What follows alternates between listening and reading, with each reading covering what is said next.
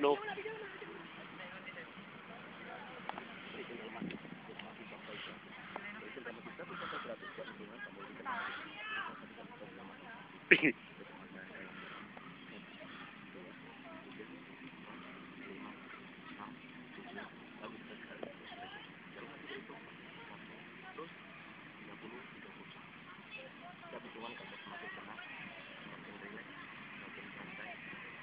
Jangan dengarkan suara ini kecuali suara saya.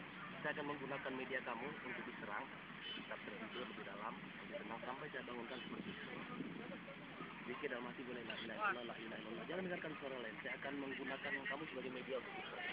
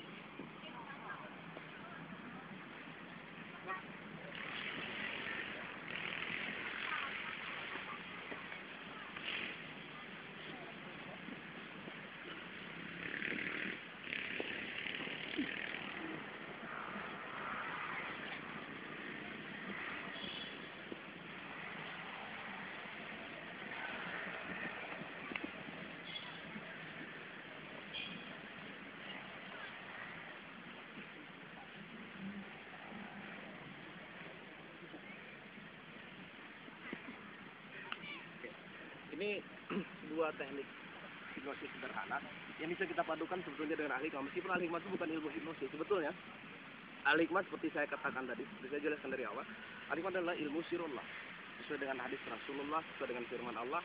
Tetapi kita bisa menggunakan untuk teknik-teknik untuk kita permainan, untuk kita lebih meyakinkan, artinya lebih bersemangat, termotivasi kita untuk belajar ilmu ahli hikmah. Kita tadi menggunakan teknik spiritual hipnosis, menggunakan hipnosis dengan konsep spiritual, pendekatan spiritual. Kita menggunakan media, ya, media induksi saya. Kita menggunakan media itu, lihat sana. Oke.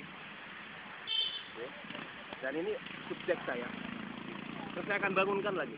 Oke, pada hitungan ke-10, untuk Anda yang saya sentuh. Pada hitungan ke-10 bangunkan diri Anda.